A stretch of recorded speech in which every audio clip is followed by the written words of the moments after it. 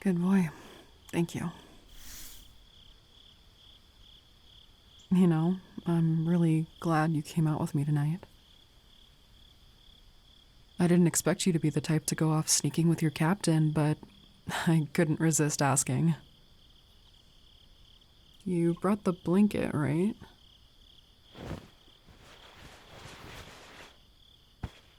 Good, good.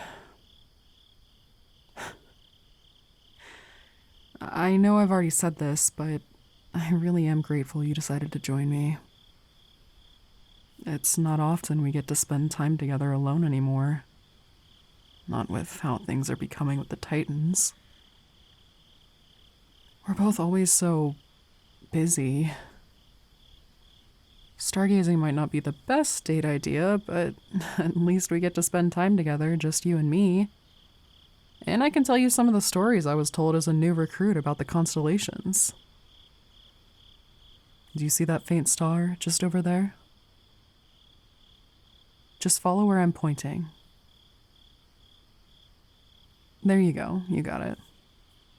That's Polaris, the guiding star. I don't know when they stopped teaching recruits about how to find it, because it's one of the few stars that will always remain in its place, making it the perfect guiding star. No matter where I am, if I can find Polaris, I know I'll find my way home. And with you in the picture, that's becoming all the more important to me.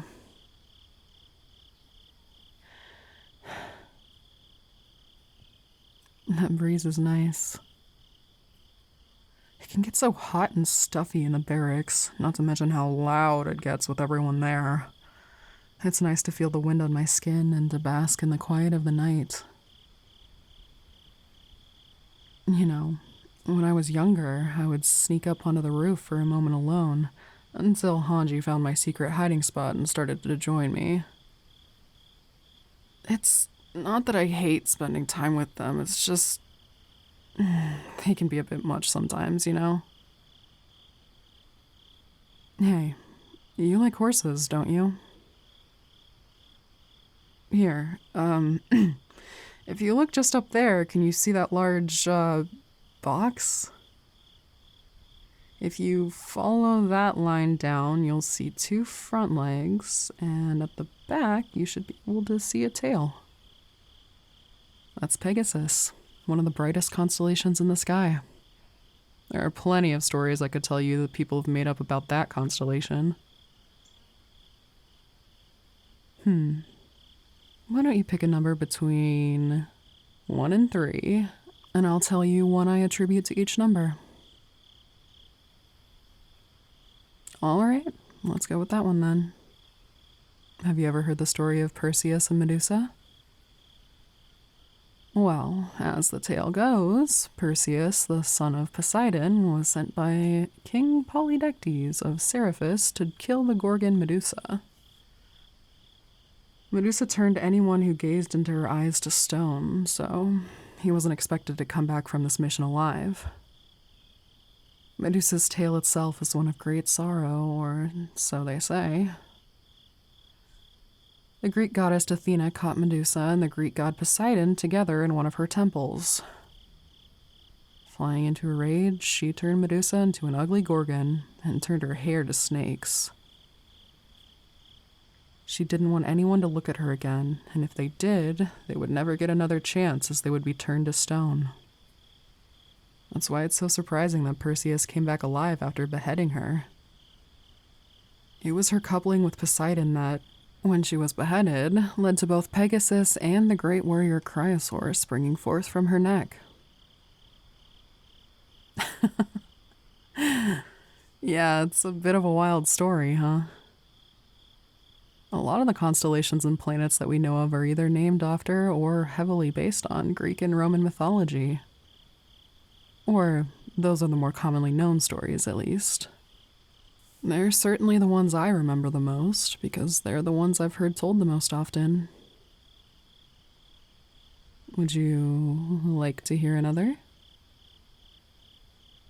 There's another constellation nearby you might be interested in, but I can't remember exactly where it's located. It's been a long time since I've had the opportunity to gaze at the stars like this, but I'll find it, I promise. Where was it? I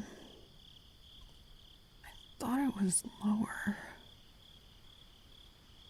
Oh, there it is. Before I lose it, can you follow where I'm pointing? It doesn't look like much, almost like a long triangle with a flat top. There you go. See? It wasn't that hard. The stars it's made out of are kind of faint, so it's a little hard to find in something like Pegasus.